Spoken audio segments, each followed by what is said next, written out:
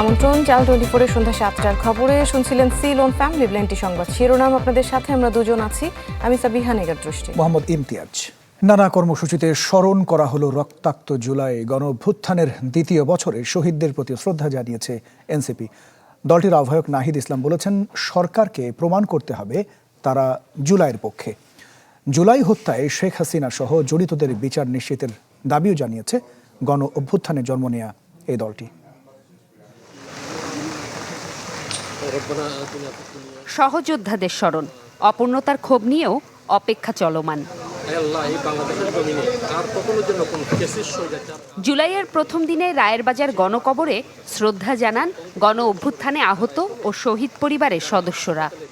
রক্ত বেচেছো কত দরে, এত এত লাশ মারিয়ে তোমরা মুখ দেখাও কি করে? জুলাই আসবে, জুলাই যাবে, কিন্তু আমি তো আমার ভাইকে ফিরে পাবো না। এত কিছু করার পরে যদি আসলে আমরা আমাদের পরিবর্তন দেশটা না পাই, তাহলে এটা আসলে আমাদের স্থান থেকে মনে করবো যে দুঃখজনক বিষয়। দুঃসহ স্মৃতি নিয়ে বেঁচে থাকা পরিবারগুলো বিচারের দাবিতে সরব। প্রত্যাশার রাষ্ট্র প্রতিষ্ঠিত না হওয়ায় ক্ষত বাড়ছে আহতদের মনে।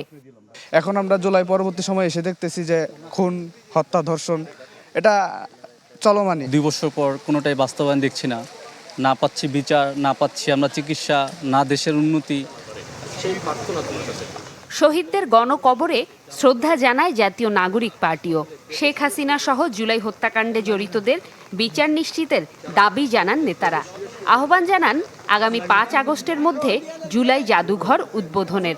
আমরা সরকারের প্রতি আহ্বান জানাচ্ছি, শুধু নাম কস্তে জুলাই গণ অভ্যুত্থান পালন করলে হবে না। জুলাই গণ অভ্যুত্থানের যে আকাঙ্ক্ষা, সংস্কার বাস্তবায়ন, গণভোটের রায় বাস্তবায়ন করে সরকারকে প্রমাণ করতে হবে সরকার জুলাই গণ অভ্যুত্থানের পক্ষে আছে, জুলাই গণ অভ্যুত্থানের সাথে আছে। আমরা সরকারের কাছে দাবি জানাবো যাতে করে জুলাই ফাউন্ডেশনের বেতন এবং জুলাই ফাউন্ডেশনকে একটা কার্যকর প্রতিষ্ঠানে পরিণত করবার জন্য সকল ধরনের রাষ্ট্রীয় সুযোগ সুবিধা জুলাই ফাউন্ডেশনকে প্রদান করা হয়। এছাড়া শহীদ পরিবারকে দেয়া প্রতিশ্রুতি, জুলাই সনদ বাস্তবায়ন এবং গণভোটের রায় অনুযায়ী সংস্কারের দাবিও জানায় এনসিপি। জুমাতুল বিদা, চ্যানেল 24, ঢাকা।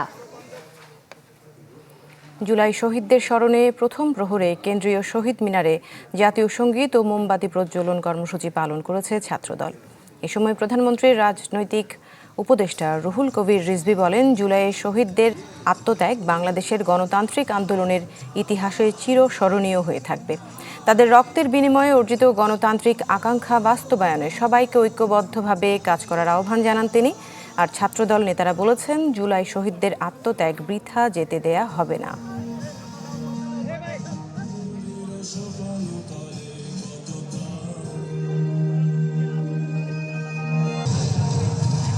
তিনটি নতুন উপজেলা ও একটি থানা অনুমোদন দিয়েছে প্রশাসনিক পুনর্বিন্যাস সংক্রান্ত জাতীয় বাস্তবায়ন কমিটি নিকার।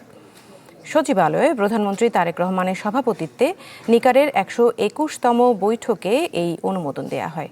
নতুন উপজেলা 3টি হল চট্টগ্রামের ফটিকছড়ির উত্তর কুমিল্লার বাঙ্গরা এবং ময়মনসিংহের পাগলা।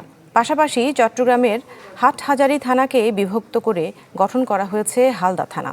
এছাড়া রাজধানী উন্নয়ন কর্তৃপক্ষের পূর্বাচল নতুন শহর প্রকল্পের নারায়ণগঞ্জ ও গাজীপুর জেলার অন্তর্ভুক্ত অংশগুলোকে ঢাকা জেলার আওতাভুক্ত করার সিদ্ধান্ত নেওয়া হয়েছে। শেখ হাসিনাকে ফেরানোর কোনো অগ্রগতি নেই বলে জানিয়েছেন পররাষ্ট্র প্রতিমন্ত্রী শামা ওবায়েদ। সংবাদ সম্মেলনে তিনি আরও জানিয়েছেন যে চীনের সাথে প্রতিরক্ষা এবং কূটনৈতিক সম্পর্কের নতুন প্রস্তাব পর্যালোচনা করছে বাংলাদেশ। করিডোরের বিষয়েও প্রাধান্য দেওয়া হবে দেশের স্বার্থ। প্রধানমন্ত্রী চীন সফরে নজর ছিল বহু দেশের, জানিয়ে এখনো চুলচেরা বিশ্লেষণ চলছে।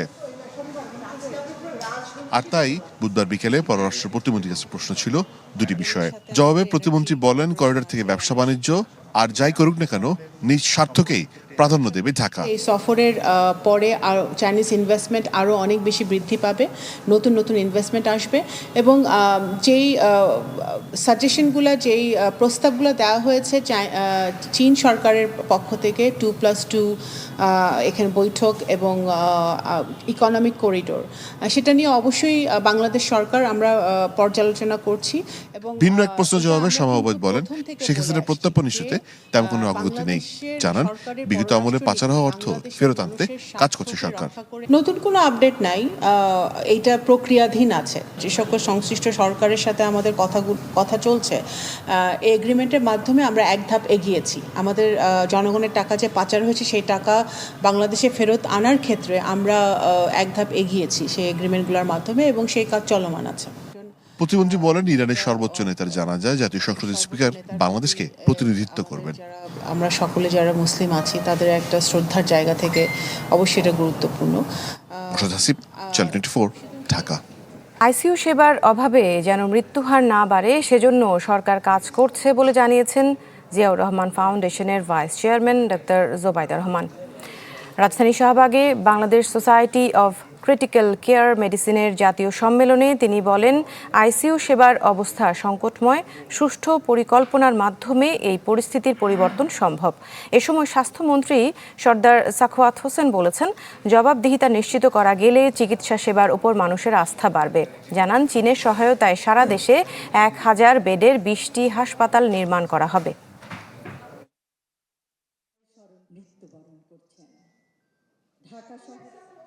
নবজাতক শিশু, অন্তঃসত্ত্বা মা, নিউমোনিয়া বা স্ট্রোকে আক্রান্ত বয়োবৃদ্ধ অথবা সড়ক দুর্ঘটনায় আহত তরুণ সকলেই ক্রিটিক্যাল কেয়ারের অভাবে শীঘ্রই মৃত্যুর কোলে ঢলে পড়ছে।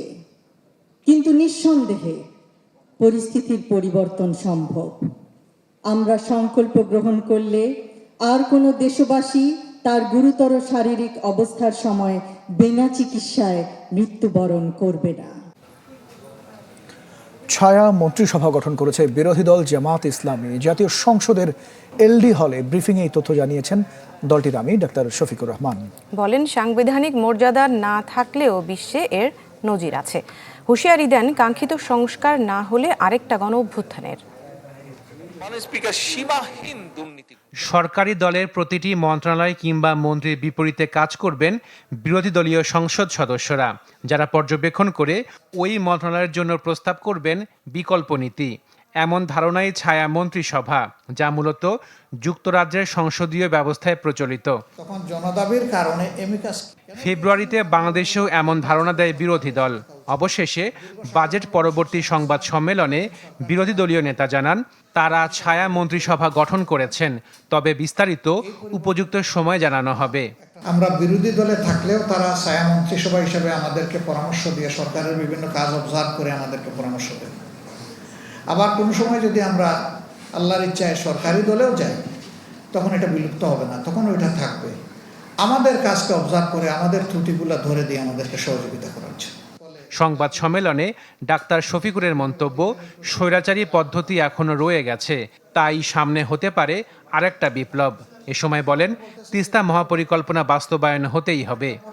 গণভোট গুম হয়ে গেছে, প্রেক্ষাপট স্বাধীন বিচার বিভাগের উপরে হাত দেওয়া হয়েছে। এই জন্যে প্রয়োজন হবে একটা বিপ্লবের।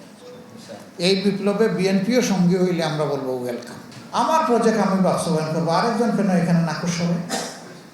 আমরা কি কারো প্রজেক্ট বাস্তবায়ন হলে আমরা নাকুশ হই? সক্ষমতার ঘাটতি এবং দুর্নীতি চলতি বছরের বাজেট বাস্তবায়নের বড় চ্যালেঞ্জ বলে মনে করেন বিরোধী দলীয় নেতা। আশিকেন প্রিন্স, চ্যানেল 24, ঢাকা। অভিন্ন প্রশ্নপত্রে দেশ জুড়ে কাল শুরু এইচএসসি ও সমমান পরীক্ষা। এবার অংশ নিচ্ছে 12,70,583 জন পরীক্ষার্থী। শিক্ষামন্ত্রী জানিয়েছেন, দুর্যোগ এবং ফাঁসের কথা মাথায় রেখে 3 সেট প্রশ্ন রাখা হয়েছে। ঘোষণা দিয়েছেন 2028 সাল থেকে প্রাথমিক এবং মাধ্যমিকে নতুন শিক্ষাক্রম চালুর। যুগোপযোগী ও মানসম্মত শিক্ষা ব্যবস্থার লক্ষ্য নিয়ে বড় ধরনের সংস্কারের পথে হাঁটছে বিএনপি সরকার। এরই অংশ হিসেবে শিক্ষাক্রম পরিবর্তনের উদ্যোগ নেওয়া হয়েছে। সে ধারাবাহিকতায় 2027 শিক্ষাবর্ষ থেকে চতুর্থ ও ষষ্ঠ শ্রেণীর শিক্ষার্থীদের পাঠ্যসূচিতে যুক্ত হচ্ছে আরও 2টি নতুন বিষয়। এইচএসসি ও সমমান পরীক্ষা নিয়ে সংবাদ সম্মেলনে শিক্ষামন্ত্রী জানান, 2028 শিক্ষাবর্ষ থেকে হতে যাচ্ছে নতুন কারিকুলাম, করা হয়েছে এ বিষয়ক কমিটিও। আর প্রধানমন্ত্রীর শিক্ষা উপদেষ্টা বলেন, শুধু পুঁথিগত শিক্ষা নয়, শিক্ষার্থীদের বিকশিত হওয়ার সুযোগ করে দিতে চায় সরকার। 2028 থেকে আমরা নতুন কারিকুলামে যাচ্ছি এবং এটাকে আমরা যুগ উপযোগী করব। জাস্ট এই ব্যাক ডেটের সব কিছু নিয়ে আমরা আর এগোতে চাচ্ছি না। কারিকুলামটা এখন এমনভাবে পরিবর্তন করছি যেখানে পুঁথিগত বিদ্যার পাশাপাশি সেখানে সংস্কৃতি এবং ক্রীড়াকে প্রাধান্য দেওয়া হবে।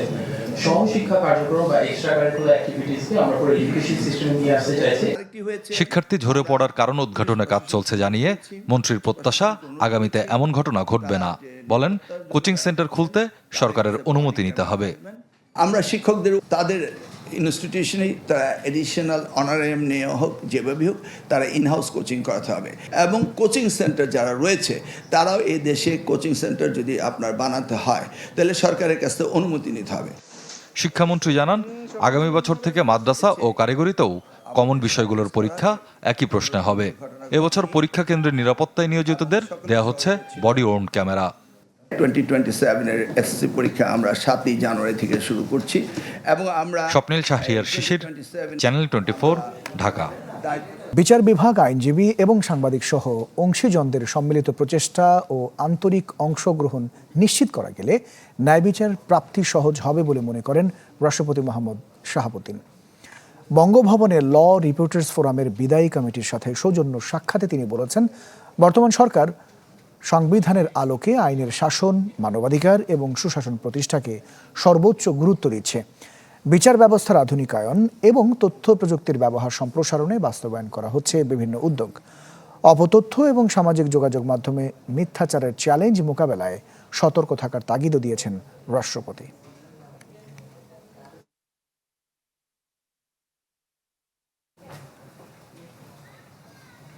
উত্তরাঞ্চলে নদ নদীর পানি কমলেও অব্যাহত আছে ভাঙন। গাইবান্ধায় এক সপ্তাহে বিলীন কয়েকশো ঘরবাড়ি ও ফসলি জমি। চরাঞ্চলে গবাদি পশুর খাবার সংকটে বিপাকে মানুষ। লালমনিরহাটের ডালিয়া পয়েন্টে তিস্তার পানি কিছুটা বাড়লেও বিপদ সীমার নিচে রয়েছে। নামছে প্লাবিত এলাকার পানিও। সিরাজগঞ্জের যমুনা নদীতে পানি বাড়ায় সদর কাজীপুর, চৌহালি ও শাহজাদপুরে নিচু এলাকায় পানি ঢুকেছে। দেখা দিয়েছে নদী ভাঙন, যদিও বন্যার শঙ্কা নেই বলে জানিয়েছে পানি উন্নয়ন বোর্ড।